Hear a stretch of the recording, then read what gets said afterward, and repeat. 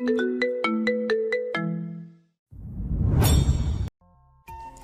থেকে মেয়েটাকে দেখছে তানভীর, কিন্তু কখনো এভাবে চোখ মুখ খেয়াল করেনি।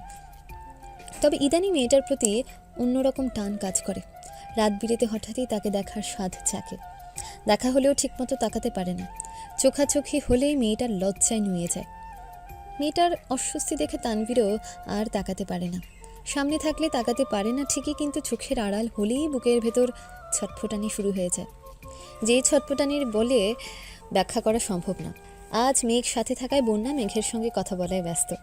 এই সুযোগে তানভীর মুগ্ধ আঁখিতে বন্যাকে দেখেই যাচ্ছে। আচমকা তানভীরের দু ঠোঁটের এক কোণ কিঞ্চিত প্রশস্ত হয়। ফোন হাতে নিয়ে ফেসবুক টাইমলাইনে একটা পোস্ট করে। তুমি আমার কৈশোর হৃদয়ের মায়াময় প্রশান্তি। ওদের খাওয়া শেষ অনেকক্ষণ হলো। মেঘ কয়েকবার তানভীরকে চলে যাওয়ার কথা বলেছে, কিন্তু তানভীর তার কথা কানেই তুলছে না। বন্যার বাসা থেকে কল এসেছে। কথা শেষ করে বন্যা চেয়ার থেকে উঠতে উঠতে বলল, আমি আসছি মেঘ, বাসায় যেতে হবে। মেঘ ঘাড় কাত করে সম্মতি দিল। তানভীর হুঙ্কার দিয়ে ওঠে, এই মেয়ে, কোন সাহসে উঠে যাচ্ছ? বসো বলছি। বন্যার সম্পূর্ণ দেহ একসাথে কম্পিত হয়। সেই সাথে হৃদস্পন্দন থেমে গেছে কয়েক সেকেন্ডের জন্য। ধপ করে চেয়ারে বসে পড়েছে, নিঃশব্দে নিঃশ্বাস ছাড়ল। এমনভাবে এসে কখনোই কারো ধমক খায়নি। ভয়ে কলিজা পর্যন্ত ঠান্ডা হয়ে গেছে। বন্যার সাথে মেঘও কিছুটা ভয় পেয়েছে। দুজোড়া চোখ অসহায়ের মতন তানভীরের দিকে তাকিয়ে আছে। তানভীর কপাল কুঁচকে বিরক্তির স্বরে বলল, আমি যখন নিয়ে আসছি বাসা পর্যন্ত আমিই দিয়ে আসবো। বন্যা কণ্ঠস্বর খাদে নামিয়ে বলল, ইমার্জেন্সি বাসায় যাওয়া প্রয়োজন। কেন? বাসায় যাওয়ার এত তারা কিসে? নানু অসুস্থ, দেখতে যেতে হবে। ও আচ্ছা, চলো তাহলে। আমি একা? তানভীর গাড়ির চাবির রিং সহ হাতটাকে এমনভাবে টেবিলের উপর রেখেছে যে কাঁচ আর চাবির শব্দে আশপাশ স্তব্ধ হয়ে যাচ্ছে। সেই সঙ্গে বন্ধ হয়ে গেছে বন্যার অর্ধেক বলা কথাটাও। যথারীতি ওদের নিয়ে গাড়ি স্টার্ট দিল তানভীর। কিছু দূর যাওয়ার পর থেকেই তীব্র যানজট। তানভীর স্টিয়ারিংয়ে মাথা ঠেকিয়ে বসে আছে। তামিমের ঘটনা মাথা থেকে কোনোভাবেই সরাতে পারছে না। খানিক বাদে বাদে রক্ত টকবক করে উঠছে। রাগ কন্ট্রোল করতে পারছে না, আর সেই রাগের প্রভাব পড়ছে মেঘ আর বন্যার উপর। যানজট পেরিয়ে বন্যাকে বাসায় পর্যন্ত এগিয়ে দিল। তারপর মেঘকে নিয়ে বাসায় আসছে। বাসায় ঢুকে এক গ্লাস পানি খেয়ে ফ্রিজ থেকে বরফের টুকরো বের করে মাথায় দিতে দিতে বেরিয়ে পড়েছে। হালিমা খান, আকলিমা খান এতবার ডাকলেন, কত প্রশ্ন করলেন, কিন্তু তানভীর নিরুত্তর বেরিয়ে গেছে।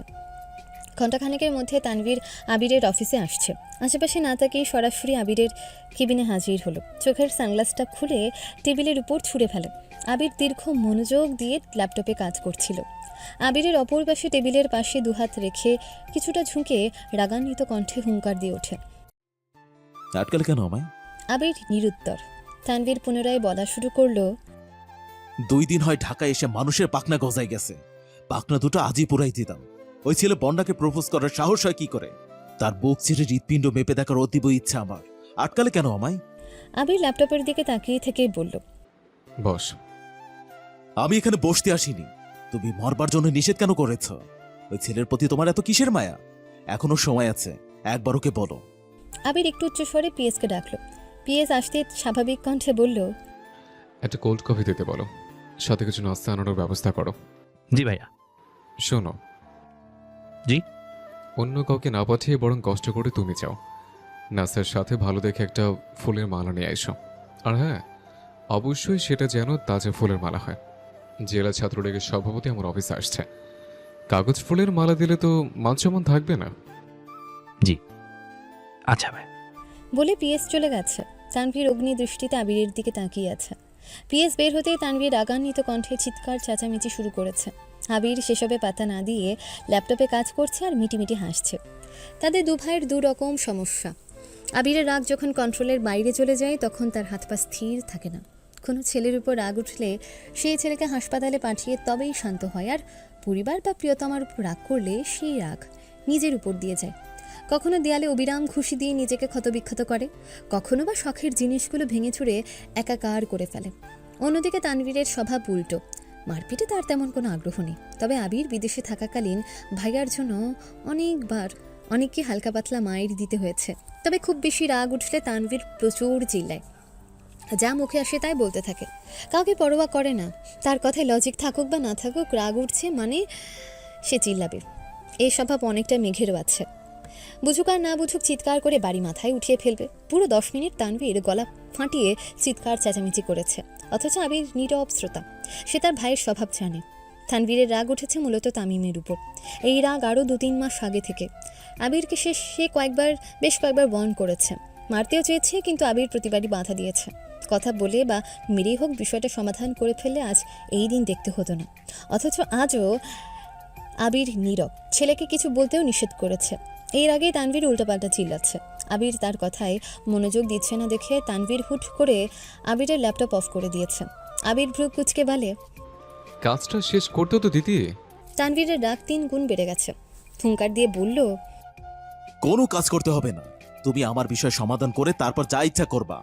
এক পর্যায়ে তানভীরের মেজাজে কথাবার্তা শুনে সবাই আবিরের রুমের সামনে হাজির হয়ে গেছে। রাকিব নিজের রুমে থাকায় সেই ঘটনার কিছুই শোনেনি। 2-1 বাধ্য হয়ে শেষমেশ রাকিবকে জানিয়েছে। রাকিব তৎক্ষণাৎ ছুটে আসে। তানভীরের কথার জবাবে আবির হেসে বলে, জি জনাব, আপনি যা বলবেন তাই হবে। অনেকক্ষণ যাবত চিল্লাচিল্লি করছেন, অনুগ্রহ করে আপনি শান্ত হয়ে একটু বসুন। কফিটা খেয়ে নাস্তা করে আবার শুরু করবেন, ঠিক আছে? টেবিলের উপর থেকে একটা কাঠের বাক্স দেয়ালে ছুঁড়ে মারে আর চিৎকার করে বলে, কিচ্ছু ঠিক নেই, আর তুমিও ঠিক নেই। ছুঁড়ে ফেলা বাক্সটা দেয়ালে লেগে ফেরত আসা। এমন সময় রাকিব রুমে ঢুকে। তৎক্ষণাৎ না সরলে বক্সটা রাকিবের মাথায় লাগতো।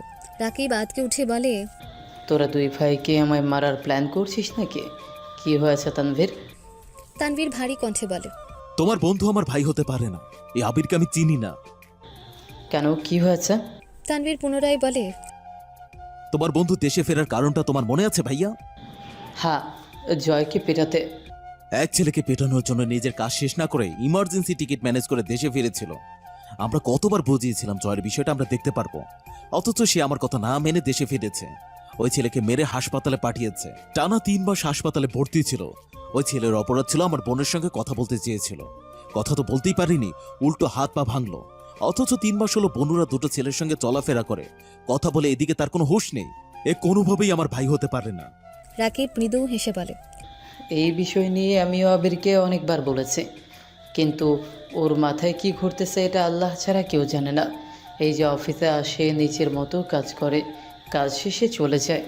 এমনিতে তো কোনো কথা বলে না, কোনো কিছু 10 বার জিজ্ঞেস করলেও উত্তর দেয় না। তানভীর কিছুক্ষণ নীরব থেকে আবিরের দিকে তাকিয়ে হঠাৎই গম্ভীর কণ্ঠে বলে উঠল, আমার খুব ভয় হচ্ছে, ভাইয়ের এমন আচরণ আমায় খুব ভাবাচ্ছে। ভাই হয়ে আমি বোনের প্রতি অন্যায় করছি না তো? যাকে চোখ বন্ধ করে বিশ্বাস করি, যার হাতে আমার একমাত্র আদরের বোনকে তুলে দিয়েছি, সে আমার বোনকে আর আমাকে ঠকাবে না তো? আবিরের ভ্রু কুচকে আসে। 2 ভ্রুয়ের মাঝে কয়েক স্তর ভাঁজ পড়ে। গুরুগম্ভীর কণ্ঠে বলে, কিসব বাজে কথা বলছিস? অনেক হয়েছে, এবার থাম। তানভীর পুনরায় উচ্চস্বরে বলে, কেন থামবো? আমি কি এমন বাজে কথা বলছি? তুমি বেশ কিছুদিন যাবত আমার বোনকে ইগনোর করছো। কি ভাবছো আমি দেখি না? আমাকে কিছু শেয়ার করো না, নিজের মর্জি মতো চলো। 3 দিনের জন্য বাড়ি থেকে গায়েব হয়ে গেছো। এত কল দিলাম, রিসিভ করার প্রয়োজন মনে করোনি।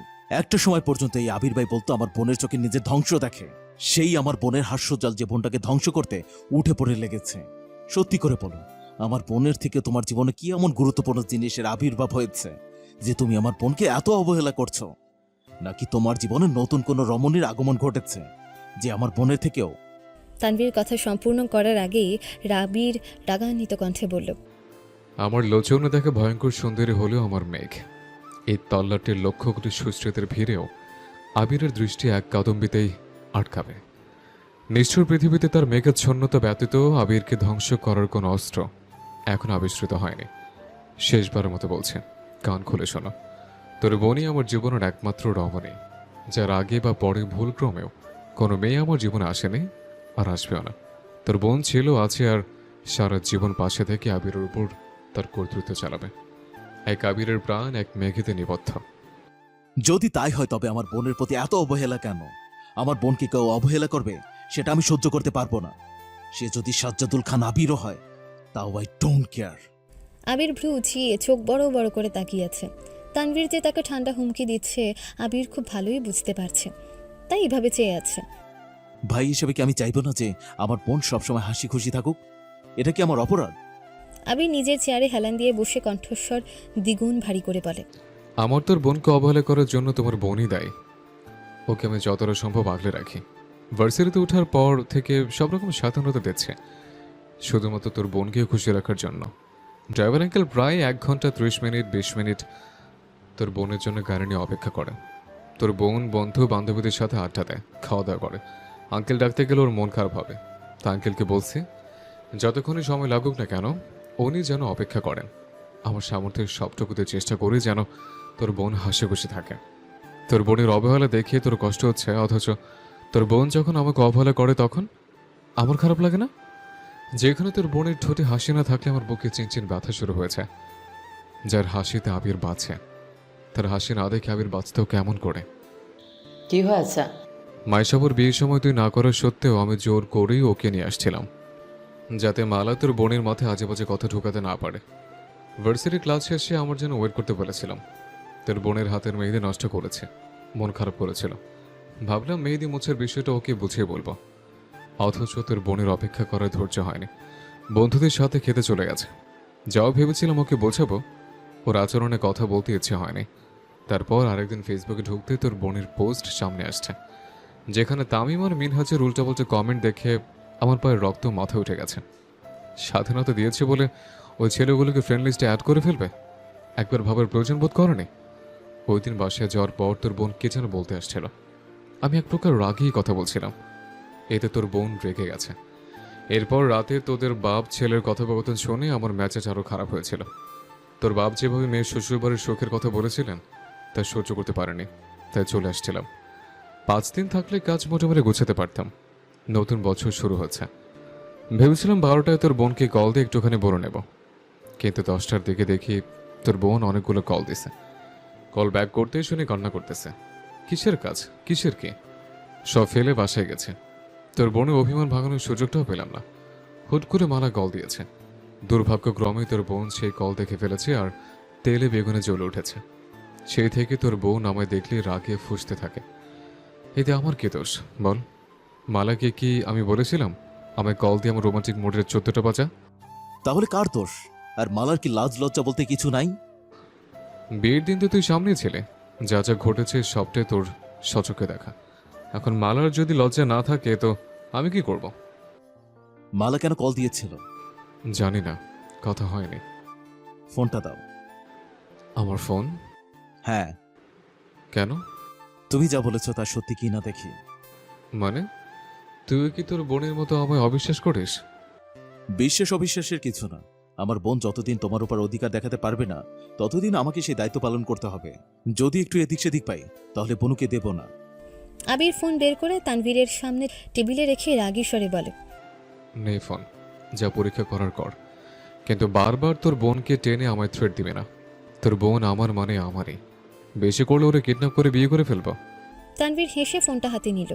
হোম স্ক্রিনে মেঘের ছবি দেয়া। তানভীর আবিরের দিকে তাকিয়ে মুচকি হাসল। আবির স্বাভাবিক কণ্ঠে বলল, ভাই প্লিজ একটা ফাইল ছাড়া যা দেখার দেখ। তানভীর ঠাট্টা স্বরে বলল, কেন, কি আছে ওই ফাইলে? দেখতে হচ্ছে তো। তোর বোনের আর আমার ছবি আছে, যা দেখায়। ছবি দেখে লজ্জা পড়লে আমি দায়ী না। তানভীর 1 মিনিটে ফোন আবিরের দিকে এগিয়ে দিয়ে বলল, বনুর সাথে কথা বলো। আবির ফোনের দিকে তাকাতে নাম ভেসে উঠেছে, হৃদয় হরণী। কয়েক সেকেন্ড হয়ে গেছে কল রিসিভ হয়েছে। আবির কল কানে ধরতে ধরতে তানভীরের দিকে তাকিয়ে কপাল কুঁচকাল। এভাবে মেয়েকে কল দেয়ায় খুব অস্বস্তিতে পড়ে গেছে সে। ফোন কানে ধরে খুব স্বাভাবিক কণ্ঠে আবির প্রশ্ন করল, কি করছিস? মেঘের রাগান্বিত কণ্ঠের জবাব, ঘাস কাটি। মানে? শুয়ে আছি। খাইছিস? ভাইয়া ট্রিট দিয়েছে, জানেন না? জানি।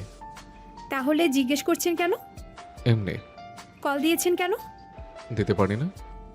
অবশ্যই পারেন, কিন্তু আমায় কল দিতে হবে না। রাখছি, ঘুমাবো। মেঘ কল কেটে দিয়েছে। আবির তানভীরের দিকে তাকিয়ে রাগী স্বরে বলল, দেখছিস, এর জন্য কথা বলি না। ও যে ছেলেদের সাথে মিশছে ঘুরছে সেদিকে সমস্যা নেই, আমায় কেন মারা কল দিয়েছে এই জিদে এখনো এমন করতেছে। এই হলো মেয়ে জাতি, নিজের বেলায় 16 আনার 16 আনাই লাগবে, আর অন্যের বেলায় দুনিয়া ভেসে যাক। তানভীর আর রাকিব দুজনেই সব শব্দে হাসছে। দুভাইয়ের কথোপকথনে রাকিব এতক্ষণ নীরব দর্শক ছিল। দুভাই রাগারাগি করবে, একটু পরেই মিলে যাবে, এটা অনেক পুরনো ঘটনা। অনেকক্ষণ আগেই কফি আর নাস্তা নিয়ে এসেছে। মালাটা রাকিবকে দিয়ে গিয়েছিল, কিন্তু ওদের কথা কাটাকাটি দেখে রাকিব ফুলের মালাটা পাশে রেখে দিয়েছিল। তানভীরের মেজাজ এখন অনেকটাই শান্ত। সে আপন মনে কফি খাচ্ছে। আবির মৃদু হেসে প্রশ্ন করল, তুই এখানে কেন আসছিলি বলতো? তামিমকে মারতে দেয়নি তার জন্য? অথচ 1 ঘন্টা যাবত তোর বোনকে নিয়ে ঝগড়া করছিস। এখন তুই ভাব তোর রাগ কেমন। লজিক থাকুক আর না থাকুক, রাগ উঠছে মানে চিল্লাতেই হবে। তানভীর ভারী কণ্ঠে পুনরায় হুঙ্কার দিল, তুমি অনুমতি দিলে ওই ছেলেকে এখনই মাটিতে কোপে রেখে আসবো। তাতে কী লাভ হবে শুনি? আমি পুরো ঘটনায় জানি। তো যা বলেছিস সেটা বুঝেছে, কিন্তু সমস্যাটা হচ্ছে তোর ওনার ব্যাপারে যতটুকু তথ্য আমি পেরেছি, উনি খুব বাস্তববাদী একজন মানুষ আর খুব স্ট্রিক্ট। তোর বোন জেদি ঠিক আছে, তবে আমি তাকে সামলানোর ক্ষমতা রাখি। কিন্তু তোর যা অবস্থা, রাগ উঠলে লজিক বেলজিক যেভাবে একাকার করে ফেলিস, থাক আর কিছু বললাম না। এখন মূল ঘটনায় আসি। তোর ওনাকে তামিম প্রপোজ করছে। উনি যদি স্ট্রং মেন্টালিটির মেয়ে না হতো, তাহলে উনি মুখের উপর রিজেক্ট করতে পারতো না। সময় নিত, ভাবতেও পর এই নিয়ে বিনিয়ে না করতো। এখন এই ঝামেলাবিহীন ঘটনায় তুই কি হুট করে ছেলেকে পেটালি? এই তার কিছু হোক বা না হোক, বন্যার সামনে তোর ইমেজটা নষ্ট হবে। তুই রাজনীতি করিস, সেটা অলরেডি একটা নেগেটিভ ইস্যু। এখন এইভাবে মারপিট করলে অবশ্যই বন্যার কানে কথা যাবে, তোর প্রতি তার নেগেটিভ চিন্তাভাবনা আরও বেড়ে যাবে। এখন তো কথা বলে, পরে দেখবি তোকে দেখলে কথাও বলবে না।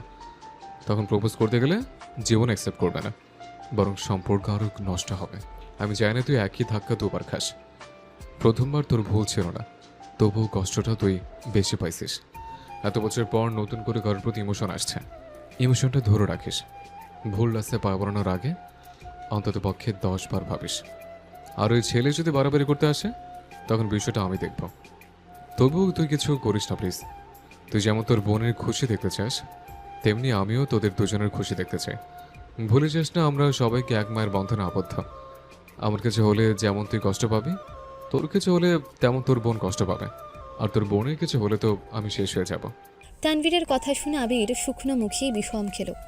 রাকিব তাড়াতাড়ি পানির গ্লাস এগিয়ে দিচ্ছে। কোনো ক্রমে একটু পানি খেয়ে গ্লাসটা টেবিলে রাখতে রাখতে আবির বলল, তোর বোনের সাথে প্ল্যানিংটা তাহলে খুব শীঘ্রই করতে হচ্ছে। আবিরের কথা শুনে তানভীর পুরোই বেকুব হয়ে গেছে। আবিরের সিরিয়াস মুড ঠিক করতেই তানভীর মজা করছিল। আবির যে এমন কথা বলতে পারে এটা সে ভাবতেই পারেনি। রাকিব ঠাট্টার স্বরে বলে, প্রেম বিয়ের খবর নিয়ে ডিরেক্ট বাফর ধান্দা। আবির রাকিবের দিকে তাকিয়ে ঠোঁট বাঁকিয়ে হেসে জানালো, সবাই তো সিরিয়াল মেনটেন করে, আমি বরং উল্টোটা করলাম। শুধু আমার বউটা রাজি হলেই হবে। তানভীর আর রাকিব দুজনেই হাসছে, সেই সাথে আবিরও। বেশ কিছুক্ষণ চলছে এমন ফাজলামো। আবিরের জুনিয়র তানভীরকে মামা ডাকবে নাকি চাচ্ছু, সেই নিয়েও আলাপচারিতা চলল। খানিকক্ষণ বাদে তানভীর স্বাভাবিক কণ্ঠে জিজ্ঞেস করল, ভাইয়া, বন্য কি আমার জন্য ঠিকঠাক? আমি আবারও ভুল পথে পা বাড়াচ্ছি না তো? দেখ ভাই, সিদ্ধান্ত নেওয়ার ক্ষমতা আমাদের আছে, কিন্তু সেই সিদ্ধান্ত সঠিক নাকি ভুল তা বলার ক্ষমতা আমাদের নেই। বন্যা মেয়েটা খুব ভালো, এই কথায় কোনো ভুল নেই, কিন্তু তোকে আর একটু সাবধান হতে হবে। আমি জানি তুই ওর জন্য নিজেকে প্রতিনিয়ত পরিবর্তন করার চেষ্টা করছিস, তারপর একটু কেয়ারফুল থাকিস। রেগে গেলে যে উল্টোপাল্টা আচরণ করিস, সেটার প্রভাব যেন কোনোভাবেই তার উপর না পড়ে। প্রয়োজন অপ্রয়োজনে একটু খোঁজখবর নিবি। জানিস তো, মেয়েরা সুদর্শন পুরুষের থেকে দায়িত্বশীল পুরুষের প্রেমে বেশি পড়ে। দুপুর পেরিয়ে বিকেল হয়ে গেছে। দু ভাইয়ের কথা পুরোচ্ছে না। এর মধ্যে ফুপ্পি আবিরকে কল দিয়েছিল। দু ভাই ফুপ্পির সাথে কথা বলছে। আবির আর তানভীর যতই ব্যস্ত থাকুক না কেন, সপ্তাহে অন্ততপক্ষে একদিন হলেও ফুপ্পির সাথে দেখা করে আসে। আসিফ ভাই এখনও দেশে ফিরেনি, তবুও জান্নাতের একাই দু বাড়িতে যাতায়াত করতে হয়। একদিকে রাকিবদের একমাত্র বোন, অন্যদিকে ওই বাড়ির বড় বউ। জান্নাত সবারই খুব আদরের, বিশেষ করে মাহমুদা খানের চোখের মণি। শাশুড়ি সর্বক্ষণ বৌমাকে চোখে হারায়। বিকেলে খাওয়া দাওয়া করার সময় তানভীর কৌতূহল নিয়ে প্রশ্ন করল, ভাই, একটা কথা জিজ্ঞেস করব? কি কথা? 3 দিন তুমি কোথায় ছিলে? তোকে নিয়ে যাবো না, নিজে দেখে আসিস কোথায় ছিলাম। আচ্ছা। অফিসের কাজ শেষ করা পর্যন্ত তানভীর অফিসেই ছিল। যতটুকু পেরেছে নিজেও হেল্প করেছে। অফিস শেষে রাকিব সহ তানভীর আর আবির ঘুরতে বেরিয়েছে। সেখান থেকে বাসায় ফিরেছে প্রায় 8টার দিকে। মেঘ সোফায় বসে টিভি দেখছিল। আবির পকেট থেকে একটা কিটকাট চকলেট বের করে সোফার সামনে রাখা টেবিলের ঠিক মেঘের সামনে রাখলো। মেঘ চকলেটের দিকে তাকিয়ে রাগী স্বরে বলল, আমি খাবো না চকলেট। আবিরের ভারী কণ্ঠের জবাব। না খেলে ফেলে দেয়। মেঘ সঙ্গে সঙ্গে চকলেটটা হাতে নিয়ে ছুঁড়ে ফেলে দিয়েছে। আবির তীক্ষ্ণ দৃষ্টিতে খানিক চেয়ে রইল। পরক্ষণেই নিজের রুমের দিকে চলে যাচ্ছে, তখনই রুম থেকে আদি আসছে। ফ্লোরে চকলেট পড়ে আছে দেখে চকলেট হাতে নিয়ে মেঘের কাছে ছুটে এসে প্রশ্ন করে। মেঘাপু, চকলেটটা কার? খেতে ইচ্ছে হলে খেয়ে ফেলো। Thank you মেঘাপু। বলে আদি চকলেটের প্যাকেট ছিঁড়তে ছিঁড়তে রুমের দিকে চলে যাচ্ছে। আবির উপর থেকে সেটা দেখে নিজেও রুমে ঢুকে গেছে। মেঘ অত্যন্ত জেদি একটা মেয়ে, যা বলবে তাই করবে। কোনো কিছু খাবে না বললে দুনিয়া উল্টে গেলেও খাবে না, আবার কোনো জিনিস লাগবে মানে লাগবে। মালার প্রতি তার রাগ অনেক দিন যাবত। ওই দিন রাতে কল দেওয়ার পর থেকে সে রাগ এখনও কন্ট্রোলহীন হয়ে আছে। রাত 12টার পর কেন মেয়ে কারণ ছাড়া কোনো ছেলেকে কল দেয় না? যদি এমনটা হয় যে আবির মালাকে পছন্দ করে না, এমনকি তার হাতে আশিক নামটাও আবিরই লিখিয়েছে, তবে কেন মালা আবারও আবিরকে কল দেবে? আর আবিরই বা কেন মালাকে ব্লক করছে না? মূলত এই জিদেই মেঘ এমন আচরণ করছে। 9:30 নাগাদ তানভীর বন্যার নাম্বারে কল দিয়েছে। 2বারের বেলায় কলটা রিসিভ হলো। বন্যার সঙ্গে সঙ্গে সালাম দিয়েছে। তানভীর সালামের উত্তর দিয়ে কিছুটা রেগে প্রশ্ন করলো, তোমার চোখে কি কোনো সমস্যা আছে? কই না তো, কেন? তোমাকে কয়েক ঘন্টা আগে রিকোয়েস্ট পাঠিয়েছি, দেখোনি? নাকি অ্যাকসেপ্ট করার প্রয়োজন মনে করনি? বন্যা তৎক্ষণাৎ ফোন কেটে দিয়েছে। আরও 2 ঘন্টা আগেই দেখেছে তানভীর রিকোয়েস্ট পাঠিয়েছে, এমনকি তানভীরের আইডি ঘুরেও দেখেছে। বন্যা ইচ্ছাকৃতভাবে অ্যাকসেপ্ট করেনি। এমনিতে যেভাবে শাসন করে, সেখানে ফ্রেন্ড লিস্ট অ্যাড করলে সব কিছুতে নজরদারি করবে, এই ভয়ে অ্যাকসেপ্ট করেনি। কিন্তু এভাবে কল দেওয়াতে বন্যা তাড়াতাড়ি গিয়ে অ্যাকসেপ্ট করে নিয়েছে। কিছুক্ষণ পর তানভীর আবার কল করেছে। কল রিসিভ করতেও বন্যার এখন হাত পা কাঁপছে, ভয়ে ভয়ে রিসিভ করছে। তানভীর এবার স্বাভাবিক কণ্ঠে বলল, কল কেটেছো কেন? অ্যাকসেপ্ট করেছি। ওকে, কোথায় আছো? নানু বাড়িতে। তোমার নানু কেমন আছেন? এখন কিছুটা সুস্থ, দোয়া করবেন। ফি আমানিল্লাহ। রাতে খেয়েছ?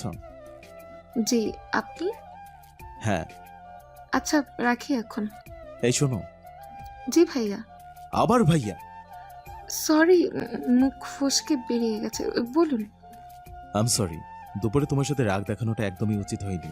কিছু মনে করো না প্লিজ, মেজাজটা একটু গরম ছিল। বন্যা রক্ষী যুগল প্রশস্ত হয়ে গেছে, হাঁ হয়ে রুমের দেয়ালে চেয়ে আছে। স্বয়ং তানভীর খান তাকে সরি বলছে, এটাও ভাবা যায়? ছোট থেকে মেঘ আর বন্যা তানভীরের কম ধমক খায়নি, সেসব এখন অতীত। স্কুল কলেজের গণ্ডি পেরিয়ে দুজনেই এখন ভার্সিটির স্টুডেন্ট। মেঘ আর বন্যার আচরণে যেমন পরিবর্তন এসেছে, তেমনই তানভীরের আচরণেও অনেক পরিবর্তন এসেছে। তবে আজকের সরি বলাটা বন্যার কাছে অকল্পনীয় বিষয়। তানভীরের সঙ্গে কথা শেষ করেই মেঘকে কল দিয়েছে। জানিস তোর ভাই আমাকে ফ্রেন্ড রিকোয়েস্ট পাঠিয়েছে, আবার দুপুরের আচরণের জন্য সরি বলেছে। তোকে আগেই বলেছি আমার ভাইয়ের মতো মানুষ হয় না, রাগী হলো মন ফ্রেশ। কিসের ফ্রেশ? তোর ভাইয়ের আইডিতে ঢুকছিলাম, লাস্ট কয়েকদিনের পোস্ট পরে আমি এখন কোমায় যাওয়ার রাস্তা খুঁজছি। হোমা, কেন? একটা স্ট্যাটাস যা দিয়েছে, লাইনগুলো পড়ে আমি ক্লান্ত হয়ে গেছি। স্ট্যাটাসের মানে বোঝা তো বহু দূরের বিষয়। এটা আমার ভাইয়ের একার সমস্যা না, আমার মনে হয় এটা ছেলের ব্রেনের সমস্যা। মাঝে মাঝে আবির ভাইও আধ্যাত্মিক লেভেলের কথা বলেন, আমার এক কান দিয়ে ঢুকে অন্য কান দিয়ে বেরিয়ে যায়, আগামাতা কিছুই বুঝি না। আবির ভাই এটা জানি না, তবে আমার কি মনে হয় জানিস, তোর ভাই হয়তো প্রেমে ছাকে খেয়েছে। আজকে দুপুরেও দেখলি না, রেগেছিল, কতবার ফোনে কথা বলতে উঠে উঠে গেছে। বিশ্বাস না করে তুই নিজেই ওনার স্ট্যাটাসগুলো দেখিস। মেঘের হাসি মুখে অন্ধকার ছেয়ে আছে, খুব চিন্তায় পড়ে গেছে মেয়েটা। বন্যা পুনরায় বলল, আমার আসতে কয়েকদিন দেরি হবে, তুই সাবধানে থাকিস আর ক্লাসগুলো ঠিকমতো করিস। মেঘ আচ্ছা বলে কল কেটে দিয়েছে। তার মাথার বন্যার বলা কথাটাই ঘুরছে। সঙ্গে সঙ্গে ফেসবুকে ঢুকে তানভীরের আইডি চেক করলো। বেশ কয়েকটা পোস্টে আবির ভাই আর রাকিব ভাইয়ের কমেন্টও আছে। মেঘ সেসব কমেন্টও পড়ছে, বিষয়টা বোঝার জন্য, কিন্তু কিছুই বুঝতে পারছে না। মেঘের শরীর ঘামছে, চোখে মুখে চিন্তার ছাপ। ফোন রেখে রুম থেকে বেরিয়ে তানভীরের রুম পর্যন্ত এসেছে।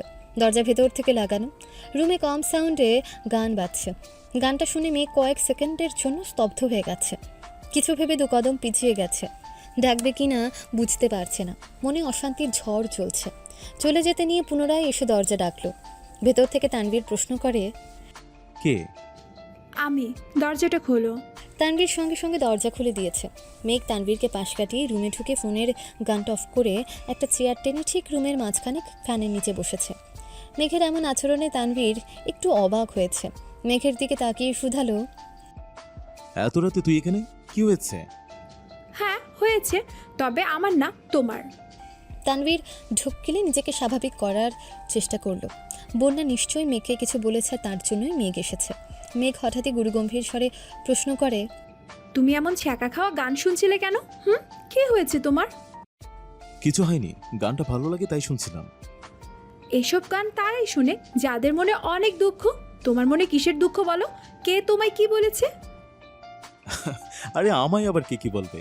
কিছু হয়নি আমার, টেনশন করিস না। টেনশন তো করতেই হবে।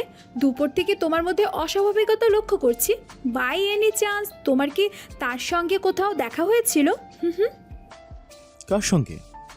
তোমার অতীত, যার জন্য তুমি এখনো এসব গান শুনতেছো। মাথা নষ্ট হয়েছে তোর? আমি কাউকে মিস করে এসব গান শুনছি না, আর কারোর সঙ্গে আমার দেখাও হয়নি। তুই অযথা চিন্তা করছিস। সত্যি বলছো নাকি আমাকে বোকা বানাচ্ছ তা আমি জানি না, কিন্তু আর কোনোদিন তোমার যেন ছ্যাঁকা খাওয়া গান শুনতে না দেখি। যদি আমার কথা না মানো তবে আব্বু আর বড় আব্বু সবাইকে বিচার দেব। আচ্ছা ঠিক আছে, তুই যা বলবি তাই হবে। এখন আজে বাজে চিন্তা বাদ দে। শুধু শুধু চিন্তা করে চেহারাটাকে পেতনির মতো করে ফেলেছিস। ঘুমা গিয়ে। উঠে যেতে নেবে হঠাৎই মেঘ থমকে দাঁড়িয়ে শক্ত কণ্ঠে বলা শুরু করলো, ভাইয়া শোনো, কোনোদিন যদি ভুলক্রমেও ওই মেয়ের সঙ্গে তোমার দেখা হয়ে যায়, চোখ বন্ধ করে একটা থাপ্পড় মারবা। তুমি না পারলে আমায় বললো, আমি দেবনে। প্রয়োজনে আমার 15 থেকে 20টা বান্ধবী নিয়ে যাব, সবাই একটা করে থাপ্পড় দিলে ওই মেয়ে শেষ। আর শোনো, থাপ্পড় কিন্তু এক গালেই দেবা, তাহলে ওই মেয়ের আর জীবনে বিয়ে হবে না। মেঘের কথা শুনে তানভীর নিঃশব্দে হাসছে, কিন্তু মেঘের চোখ রাগে জ্বলছে। আচমকা দরজা থেকে আবির বলে ওঠে, আলী আহমদ খান, মজুমল খান এখন কোথায়?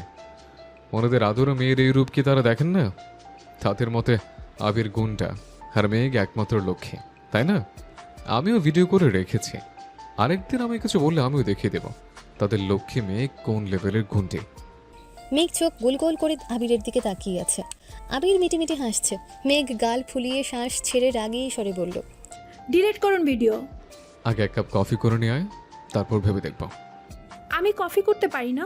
মেঘ মনে মনে বিড়বিড় করে বলল, আমি কেন কফি করব? রাত 12টার পরে যার সাথে কথা বলেন তাকে বলতে পারেন না? আবির কোমল কণ্ঠে বলল, পারি না বললে কিভাবে হবে? শিখতে হবে তো। আমি শিখিয়ে দিচ্ছি, বানিয়ে নিয়ে আয়। মেঘের ইচ্ছে না থাকা সত্ত্বেও কফি বানাতে হচ্ছে। আবির পুনরায় ডেকে বলল, সাবধান, হাত পুরায়েন না আবার। আবির তানভীরের সাথে 2 মিনিট কথা বলে দ্রুত নিচে এসেছে। মেঘ ততক্ষণে গ্যাসে পানি গরম দিয়েছে মাত্র। আবির রান্নাঘরে এসে শান্ত কণ্ঠে বলল, যা, আমি করতেছি। আপনি যদি করবেন তবে আমায় পাঠিয়েছিলেন কেন? তোর কিছু বলতেও ভয় লাগে। যদি হাত পা পুরাই ফেলিস তাহলে তো আজীবনের জন্য আমার কফি খাওয়া বন্ধ হয়ে যাবে। এখন ভিডিওটা ডিলিট করুন। ভিডিও করেই নে, ডিলিট করবো কি? মানে আপনি আমার সাথে ফাজলামো করছেন? জি ম্যাম। মেঘ রাগে আবিরের মুখপানে চেয়ে আছে। আবির মুচকি হেসে শুধালো, রাগ করছেন? মেঘ রাগেই ফুঁসছে। আবির পুনরায় বলল, রাগটাকে একটু কমানো যায় না? মেঘের রাগ দ্বিগুণ বেড়ে গেছে। রাগে গজগজ করতে করতে বলে, আমার রাগে কার কি যায় আসে? সরি। মেঘ ভেঙচি কেটে চলে যেতে নিলে আবির ডেকে বলে, কাল বিকেলে রেডি থাকিস, একটা জায়গা নিয়ে যাব। আমি যাব না। কেন? আমার কোথাও যাওয়ার মুড নেই, তাও আবার আপনার সাথে। ঠিক আছে, আমার সাথে না গেলে তানভীরের সঙ্গে যাস। কারো সাথেই যাব না। না গেলে কিন্তু স্পেশাল কিছু মিস করবি। মিস যদি না করতে চাস তাহলে কালকের জন্য রাগটা পাশের বাড়িতে রেখে তানভীরের সঙ্গে চলে যাস। আমি যাব না মানে যাবই না। মেঘ রাগে কটমট করতে করতে চলে যাচ্ছে। আবির পেছন থেকে আবারও ডেকে বলে, ভেবে দেখিস রাগটা পাশের বাড়িতে রাখা যায় কিনা। মেঘ আর পেছনে ফিরে তাকায়নি। বিড়বিড় করে বকতে বকতেই রুমে চলে গেছে। সকাল থেকে আবির আর তানভীর বাসায় নেই। অফিস 3 দিনের ছুটি, কিন্তু 2 ভাই ভোরবেলা না খেয়ে বেরিয়ে পড়েছে। তানভীর ঠিক 2টার সময় বাসায় ফিরেছে। 1টা থেকে 1.5 ঘন্টা মেঘকে বুঝিয়ে রিকোয়েস্ট করেছে রেডি হওয়ার জন্য, কিন্তু জিদি মেয়ে যাবে না মানে যাবেই না। আবিরের প্রতি ক্ষোভই কমছে না তার। আবির ভাইকে দেখলে একটু আত্র প্রেমানুভূতি জাগলেও তানভীরের কথা মনে পড়তেই সব ভুলে যায়। তানভীর ভাইয়ের মতো তার জীবনটাও না মন হয়। মালার সাথে যদি আবির ভাইয়ের সত্যিই কিছু থেকে থাকে, তবে তাকেও তার ভাইয়ের মতো ছেঁকা খাওয়া গান শুনে জীবন কাটাতে হবে। এসব ভেবে মাথা ব্যথা শুরু হয়ে যায়। মেঘকে বুঝাতে ব্যর্থ হয়ে তানভীর 4টার দিকে আবার বেরিয়ে পড়েছে। আলী আহমেদ খান আর মোজাম্মেল খান সন্ধ্যায় সোফায় বসে চা খাচ্ছেন আর গল্প করছিলেন। সেই সকালে আবির আর তানভীর বেরিয়েছিল। তানভীর 2 ঘন্টার জন্য বাসায় ফিরলেও আবির সারাদিনেও ফেরেনি। বিষয়টা দু ভাইয়েরই নজরে পড়েছে। আবিরের আম্মুকে জিজ্ঞেস করেছে, উনিও জানেন না। সারাদিনে আবিরের সাথে কথাও হয়নি। আলী আহমেদ খান নিজেও 2বার কল দিয়েছেন, নো রেসপন্স। আবিরের সঙ্গে বাবা চাচার দূরত্ব দিনকে দিন পেরিয়ে চলেছে। আবির টাইম মতো অফিসে যায়, নিজের কাজও ঠিকঠাক মতো করে, সেই সাথে বাবা চাচার কাজও একা হাতে সামলায়। অফিসের বাইরে 10 মিনিটের জন্য ওনাদের সাথে বসে না, 1 কাপ পর্যন্ত চা খায় না, প্রয়োজনের বাইরে কোনো কথা বলে না। অথচ একটা সময় পর্যন্ত আবির যা করতো সব আব্বু আর চাচুকে জানিয়ে করতো। বাহিরে থাকাকালীনও রেগুলার আব্বু আর চাচুর সঙ্গে কথা হতো। গত 1.5 বছরে ছেলের এত পরিবর্তন মেনে নিতে পারছেন না আবিরের আব্বু। প্রায় 2 ভাই এই বিষয় নিয়ে কথা বলেন, কিন্তু এর কোনো সমাধান পান না। রাত 9টার দিকে আবির কয়েক বক্স মিষ্টি নিয়ে বাসায় এসেছে। একটা বক্স হাতে নিয়ে উপরে সোজা মেঘের রুমে হাজির হয়েছে। মেঘ জামা প্রিন্ট করছিল। হঠাৎ পেছনে ঘুরতেই আবিরকে দেখে আঁতকে ওঠে। আবির ঠিক তার পেছনে দাঁড়ানো। আবির একটা মিষ্টি হাতে নিয়ে নরম স্বরে বলে, নে হা কর। কিসের মিষ্টি? হা করতে বলছে। ভারী কণ্ঠ শুনে মেঘ হা করে মিষ্টিটা মুখে নিল। আবির দ্বিতীয় মিষ্টিটা 2 আঙ্গুলে নিতে নিতে গম্ভীর কণ্ঠে বলল, তুই যদি কথা মানতে তাহলে জানতে পারতি কিসের মিষ্টি। যেহেতু যাস নে, তাই এই বিষয়ে তোকে আপাতত আর কিছুই বলবো না। আবির আরেকটা মিষ্টি মেঘকে খাইয়ে দিয়ে বক্সটা টেবিলের উপর রেখে চলে গেছে। আজ সকাল থেকে বাড়িতে মানুষের ভিড়। আবিরের রুমে কাজ করাবে। এত বছরে বাড়ির অন্যান্য রুমগুলো 2-1বার রং করা হলেও আবিরের রুমের রং করা হয় না অনেক বছর যাবৎ। রং করলে ছেলের স্মৃতি মুছে যাবে বলে মালিহা খানের কড়া নির্দেশ ছিল, আবিরের রুমে কোনো রকমের কাজ করানো হবে না। আবির ফিরেছে অনেক দিন, তবুও রং করায়নি। মায়ের অনুমতি নিয়ে রুমে কাজ করাচ্ছে। পুরাতন কিছু জিনিসপত্র সরিয়ে নতুন জিনিসপত্র আনা হয়েছে। রুমে এসি লাগানো হচ্ছে। দুপুরবেলা মেঘ হঠাৎই কি মনে করেছে না আবিরের রুমে এসেছে। রুম সম্পূর্ণ অগোছালো, পা ফেলার অবস্থা নেই। দেয়ালে সাদা রং করা হচ্ছে, এরপর অন্য রং দেওয়া হবে। মেঘ আহ্লাদি স্বরে ডাকল, আবির ভাই, হুম। আমি কিন্তু আপনার রুমের দেয়ালগুলোতে আর্ট করব। আবির এদিক সেদিক তাকিয়ে একটা দেয়াল দেখিয়ে বলল, তুই চাইলে এই দেয়ালে তোর লতাপাতার ডিজাইন করতে পারিস। থাক, লাগবে না। হ্যান্ড প্রিন্টিংয়ের কাজ শিখেছে, তাই মান অভিমান সাইডে রেখে এসেছিল প্রিয় মানুষটার রুমটাকে নিজের মতো করে সাজাতে। আবির ভাই চান বা না চান, সে তো নিজেকে আবির ভাইয়ের প্রেমিকা মনে করে। সে অধিকার বোধ নিয়ে এসেছিল, কিন্তু আবির একটা দেয়ালে রং করার অনুমতি দেয়াই তার বড্ড অভিমান হয়েছে। আবির বিরক্তিকর কণ্ঠে বলে, রং না করলে বলছিস কেন? আর আসছিস কেন আমার রুমে? আমি রেগে আনছিলাম তোকে? যা এখান থেকে। আগামী 7 দিন তোর আমার রুমে আসা সম্পূর্ণ নিষেধ। যদি ভুলে আমার রুমে আসার চেষ্টা করিস তাহলে তোর খবর আছে। রুমে কয়েকজন মিলে রং করছিল।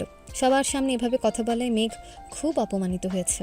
কাঁদতে কাঁদতে বলে, আপনার রুমে আসছি বলে কি মহাভারত অশুদ্ধ হয়ে গেছে? হ্যাঁ হয়েছে, একদম কাঁদবি না, যা এখান থেকে। মেঘ কাঁদতে কাঁদতে বেরিয়ে যেতে নিলে কিসের সঙ্গে হোঁচট খেয়ে পড়তে নিলে নিজেকে সামলাতে এক হাত দরজায় আরেক হাত সদ্য রং করা দেয়ালে রেখে কোনো রকমে পড়ে যাওয়ার হাত থেকে বেঁচেছে। স্বাভাবিক হয়ে মেঘ পেছনে ফিরে তাকিয়েছে। আবির যেন দেখেও না দেখার ভান করে আছে। একটা জলজ্যান্ত মানুষ পড়ে যেতে নিচ্ছিল, অথচ তার ধরার কোনো চেষ্টা নেই। ঠিক আছে কি না জিজ্ঞেস করার কোনো প্রয়োজন বোধ করছেন না। এমন আবির ভাইকে মেঘ কখনো যায়নি। আবির ভাইয়ের অ্যাটিটিউডের চেয়েও বেশি ওনার যত্নের প্রেমে পড়েছিল মেঘ। সেই মানুষটা এত পরিবর্তন হয়ে গেছে ভেবেই মেঘ অবাক হয়ে যাচ্ছে। মাথা নিচু করে রুম থেকে বেরিয়ে গেছে। 5 মিনিটের মধ্যে সাদা রং করা শেষ হয়ে গেছে। কয়েকজনের মধ্যে একজনের নজর পড়ে দরজার পাশের দেয়ালের দিকে। মেঘের হাতের চাপে দেয়ালে স্পষ্ট ছাপ পড়ে গেছে। ছেলেটা রং নিয়ে এগিয়ে আসতে আসতে বলল, রংটা দেখা যায় না, নষ্ট হয়ে গেছে। সমস্যা নেই, এখনই ঠিক করে দিচ্ছি। সাবধান, এই ছাপের উপর যেন রং না পড়ে। ভাই, এভাবে রাগ দেখানো ঠিক না। আপনার বোনের হাত বোধ হয় ভুলে দেয়ালে লেগে গেছে, এখনই ভেজা আছে, রং দিয়ে দিলেই ঠিক হয়ে যাবে, কিছু বোঝা যাবে না। এই ছাপ ভুল করে হয়নি, আমি ইচ্ছে করেই করিয়েছি। এই রুমটা যার, তার স্মৃতি তো রাখতেই হবে। মেঘ যাওয়ার জন্য পা বাড়াতে যাবে এমন সময় আবির পা বাড়িয়ে দিয়েছিল। আর আবিরের পায়ের সঙ্গে হোঁচট খেয়ে মেঘ পড়তে নিয়েছিল। ছেলেটা দাঁত কিলিয়ে হেসে বলে, ভাই, উনি কি আপনার ভালোবাসার মানুষ? হ্যাঁ। তাহলে এত রাগ দেখালেন যে? কারণ আছে, তুমি কাজ করো। আর হ্যাঁ, ও যেন কোনোভাবেই রুমে না আসে, খেয়াল রেখো। আচ্ছা ভাই। 2 দিন হয়ে গেছে আবিরের রুমে রং করা হয়েছে। মেঘ অনিচ্ছা সত্ত্বেও ছাদে যাওয়ার সময় আবিরের রুমের দিকে তাকিয়েছে। আবির বাসায় থাকলে সবসময় দরজা বন্ধ থাকে, আর বাসায় না থাকলে রুম তালা দেওয়া থাকে। রুমে তালা দেখে মেঘের মেজাজ আরও বেশি খারাপ হয়। সন্ধ্যার দিকে মেঘ ড্রয়িং রুমে বসে বসে মা কাকিয়াদের সঙ্গে আড্ডা দিচ্ছিল। মেঘ অকস্মাৎ বলে বসলো, বড় আম্মু, তুমি কি জানো তোমার ছেলে যে অবৈধ কাজ করে? মানে কি বলছিস কি? হ্যাঁ, তা না হলে বাড়ির মধ্যে এত মানুষ থাকা সত্ত্বেও ওনার রুমে তালা দিয়ে রাখতে হয় কেন বলো? আবির রুম তালা দিয়ে রাখে? হ্যাঁ, বিশ্বাস না করলে উনি বাসায় না থাকলে দেখে আসো। আচমকা মাথায় গাঁটটা খাওয়ায় মেঘ উফ বলে পেছনের দিকে তাকাতেই দেখে আবির দাঁতে দাঁত চেপে দাঁড়িয়ে আছে। কণ্ঠস্বর দ্বিগুণ ভারী করে বলল, রুমে তালা দিয়ে রাখছে বলে কি আমি অবৈধ ব্যবসা করি? এ কেমন লজিক? আচ্ছা, আমি কি অবৈধ কাজ করি বল? না বলতে পারলে তোর একদিন কি আমার একদিন। আপনার ব্যবসা আপনিই ভালো জানেন। মেঘ উঠতে নিলে আবির ধমক দিয়ে বলে, সব বিষয় নিয়ে ফাজলামি করবি না। তোদের যন্ত্রণায় রুমে তালা দিয়ে রেখেছিলাম। আমার রুমে অনেক গুরুত্বপূর্ণ কাগজপত্র আছে, যার মধ্যে একটা কাগজ হারালে সেটাকে খুঁজে বের করা জীবনও সম্ভব না। সেগুলো যেন নষ্ট করতে না পারিস, তার জন্য তালা দিয়ে রাখছি। মেঘ মাথা নিচু করে চেয়ারে বসে আছে। ইদানিং আবির ভাইয়ের সাথে ঝামেলা একটু বেশি হচ্ছে। মজা করে কিছু বললেও আবির ভাই কেমন যেন সিরিয়াস হয়ে যায়। আবির 1 কাপ কফি হাতে নিয়ে সোফায় গিয়ে বসেছে। ল্যাপটপে কাজ করছিল। মেয়ে কিছুক্ষণ বসে থেকে রুমে চলে যাচ্ছে। সিঁড়ি দিয়ে ওঠার পথে হঠাৎ নজরে পড়ে ল্যাপটপের পাশে রাখা আবিরের ফোনের দিকে। ফোনে একটার পর একটা কল আসছে। আবিরের সেদিকে কোনো নজর নেই। মনোযোগ দিয়ে কাজ করছে আর কফি খাচ্ছে। মেঘ 3টা সিঁড়ি দিয়ে নেমে দেখার চেষ্টা করছে কার কথা, কার কল আসছে। সূক্ষ্ম দৃষ্টিতে তাকিয়ে কোনো রকমে শিওর হলো কলগুলো মালাপুর নাম্বার থেকে আসছে। মেঘের মেজাজ খারাপ হতে 2 সেকেন্ড সময় লাগলো না। আবির ভাইয়ের সঙ্গে সম্পর্কের অবনতির মূলে এই মালা আপু। মেঘ রাগে গজগজ করতে করতে নিজের রুমে চলে গেছে, কিন্তু রুমেও স্থির হতে পারছে না। একবার রুমের বেলকানিতে যাচ্ছে, একবার শুচ্ছে, রুম থেকে বেরিয়ে সিঁড়ি পর্যন্ত এসে আবার রুমে চলে যাচ্ছে। কি করবে না করবে কিছুই বুঝতে পারছে না। একবার রুম থেকে বেরিয়ে বেলকনিতে আসতেই নিচে নজর পড়ে সোফায় আবির ভাই নেই। ল্যাপটপ ফোন এমনিতেই পড়ে আছে। রান্নাঘরেও কেউ নেই। মেঘ দ্রুত সিঁড়ি দিয়ে নিচে নেমে আসে। ফোনের লক খোলা দেখে তাড়াতাড়ি করে কল লিস্টে ঢুকেছে। মালাপুর নাম্বার থেকে মোট 35টা মিসড কল এসেছে। তখনই ফোনে একটা মেসেজ আসছে। মেঘ মেসেজে চাপ দিতে মালার নাম্বার থেকে আসা শত শত মেসেজ চোখের সামনে ভেসে ওঠে। যত ধরনের আবেগী প্রেমময় কথা আছে সবই বলেছে। এত মেসেজ পড়ার সময় নেই। লুকিয়ে আবিরের ফোন দেখছে, এই ভয়ে হাত কাঁপছে। আগেও কয়েকবার আবিরের ফোন ধরতে নিষেধ করেছিল, তারপরেও মেঘ ফোন ধরেছে। কয়েকটা মেসেজের উপরে হঠাৎই আবিরের দিয়ে একটা মেসেজ চোখে পড়ে। মেসেজটাতে লেখা ছিল, তোকে আর কীভাবে বললে আমাকে বিরক্ত করে বন্ধ করবি বল? বহুবার বলেছি আমি সিঙ্গেল না। যদি মনে করিস ঘন্টায় 100 মেসেজ করে আমি গার্লফ্রেন্ডের সঙ্গে ব্রেকআপ করে তোর সঙ্গে রিলেশনে যাব, তাহলে তুই বোকার স্বর্গে বাস করছিস। কারণ আমার এমন কোনো সুযোগ নেই। এখন পর্যন্ত কাউকে বলিনি, তোকেই প্রথম বলছে। আমি বিবাহিত। বাসার কেউ জানে না যে আমি বিয়ে করেছি, বিদেশে বউ। সহসা আবির মেঘের হাত থেকে ফোন কেটে নেয়। অগ্নি দৃষ্টিতে চেয়ে রাগান্বিত কণ্ঠে বলে, কতবার বলেছে আমার ফোনে হাত দিবি না? কোন সাহসে ধরেছিস? মেঘ ঢোক গিলছে। কান্না যেন ভেতর থেকে উপড়ে পড়তে চাইছে। অবিরত হেঁচকি উঠছে। কাদো কাদো কণ্ঠে শুধালো, আবির ভাই, আপনি বিবাহিত? হ্যাঁ, বিদেশে বউ রেখে আসছে। কিছুদিন পর চলে যাব। হয়েছে শান্তি? আপনি সত্যি সত্যি বিবাহিত? আমার একটা বাচ্চাও আছে। এখন যা এখান থেকে। বাচ্চার কথা শুনে মেঘের হেঁচকি থেমে গেছে, সেই সাথে নিঃশ্বাস আটকে গেছে গলায়। নিজের চোখ আর কান কোনো কিছুকেই বিশ্বাস করতে পারছে না।